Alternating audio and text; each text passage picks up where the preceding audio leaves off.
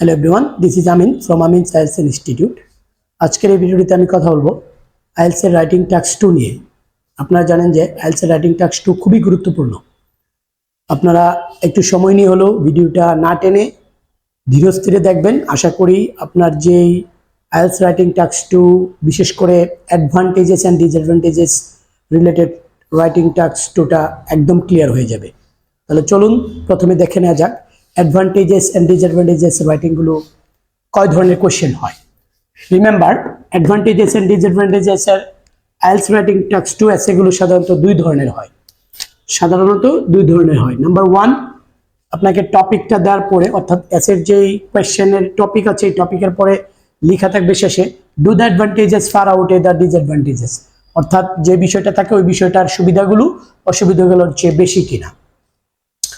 আরেকটা কোশ্চেন থাকবে আপনার টপিকসের পরে থাকবে যে ডিসকাস দ্য অ্যাডভান্টেজেস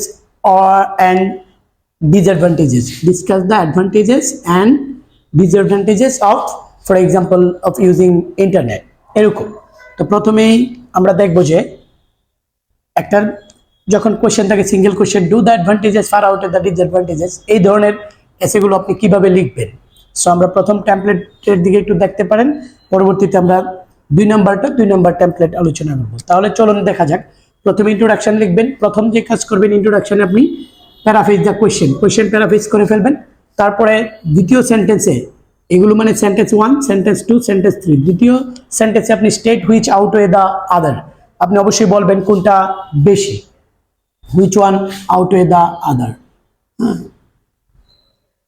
লাইক দুইটা যেহেতু বিষয় থাকে কোনটা বেশি অপরটার চেয়ে, এরকম। দেন আপনি 3 নাম্বার আউটলাইন দ্য সেন্টেন্স। এখানে আপনি রিমেম্বার 30 থেকে 40 ওয়ার্ডসের ইন্ট্রোডাকশনটা দিতে পারেন। দেন আপনি বডি 1-এ এসে, যেহেতু বডি 1টা আপনি অ্যাডভান্টেজেস যদি মনে করেন বেশি, তাহলে 1 sentence with main focusing word দিয়ে আপনি মেইন ফোকাসিং যে বিষয়টা আছে এটা দিয়ে একটা সেন্টেন্স লিখবেন। লেখার পরে আপনি অ্যাডভান্টেজেস 1, তারপরে তার এক্সপ্লেইন, আরও একটা অ্যাডভান্টেজেস দিবেন নাম্বার 2 দিয়ে তাকে এক্সপ্লেইন বা এক্সাম্পল দিয়ে এখানে এক্সপ্লেইন করবেন। তারপরে বডি 2-তে টপিক সেন্টেন্স অর্থাৎ ফোকাসিং সেন্টেন্স আরও একটা দিবেন যেটা একটু উইকার সাইড, এখানে অ্যাডভান্টেজেস 1 তার এক্সপ্লেনেশন এবং আরও একটা অ্যাডভান্টেজেস যদি আপনার থাকে তাহলে এক্সপ্লেইন দিবেন। দেওয়ার পরে আপনি কনক্লুশনে যাবেন। কনক্লুশনে গিয়ে সামারি, মেন পয়েন্ট সামারিটা টানবেন, প্লাস আপনি রিস্টেট, আবার আপনি বলতে পারেন কোনটা এই যে যদি অ্যাডভান্টেজেস ফার আউটে হয় ডিসঅ্যাডভান্টেজেস বলবেন যে I think advantages far outweigh the disadvantages, এরকম। সো এভাবে আপনি করতে পারেন যদি একটা মাত্র কোশ্চেন থাকে do the advantages far outweigh the disadvantages. এবার আসেন পরবর্তী যে 2 নাম্বার ধরনের কোশ্চেনের পরে লেখা থাকে যে discuss the advantages and disadvantages of this, এরকম একটা কিছু থাকতে পারে। তখন আপনি যেটা করবেন ইন্ট্রোডাকশন দিবেন।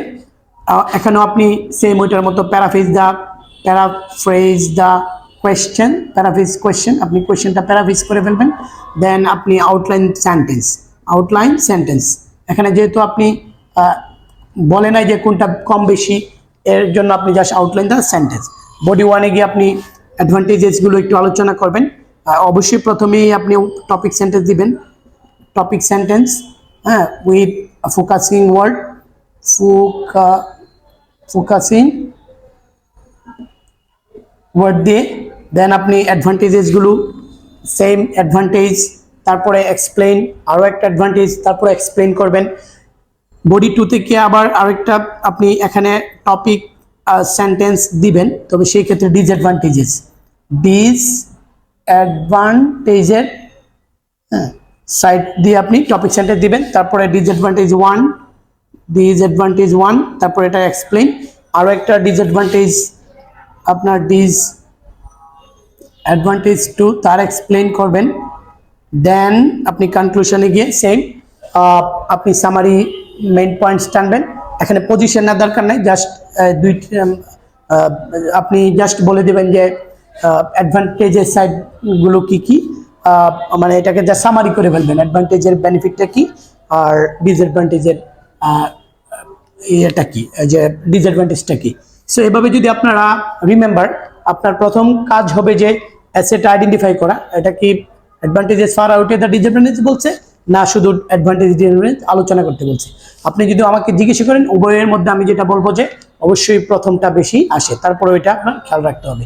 সো এই লেআউটে যদি আপনি এসেগুলো লিখতে পারেন, আবারও বলতেছি যেটা মার্কিং ক্রাইটেরিয়াটা ফিল আপ করে, অর্থাৎ প্রথমেই হলো task রেসপন্সটা, try to cover all the parts of the questions, then আসবে আপনার কোয়ারেন্স এন্ড কোয়েশন অর্থাৎ লজিক এবং এই যে এক্সাম্পলগুলো অর্থাৎ অ্যাডভান্টেজ তার এক্সাম্পল বা এক্সপ্লেনেশন, ডিসঅ্যাডভান্টেজ তার এক্সাম্পল বা এক্সপ্লেনেশন। এরপরে আসেন আপনার লেক্সিক্যাল রিসোর্সেস, ভোকাবুলারি যদি রেপিটেশন না করে আপনি ডিফারেন্ট ভোকাবুলারি ইউজ করে লিখতে পারেন। আর পরবর্তীটা যেটা থাকবে সেটা হলো গ্রামার ও রেঞ্জ এন্ড অ্যাকুরেসি। অবশ্যই গ্রামারে আপনি প্যাসিভ, টেন্স, মডাল, জিরান্ট এগুলো ব্যবহার করার চেষ্টা করবেন। সেন্টেন্স স্ট্রাকচারগুলো কমপ্লেক্সকে বেশি প্রায়োরিটি দিবেন, পাশাপাশি আপনি কম্পাউন্ড অ্যান্ড সিম্পল রাখবেন। এভাবে যদি আপনি এসে ডেলিভারি দিতে পারেন without doing any spelling mistakes, তাহলে আপনি আশা করি ভালো ব্যান্ড স্কোর পাবেন। Thank you very much for watching this video. Thank you.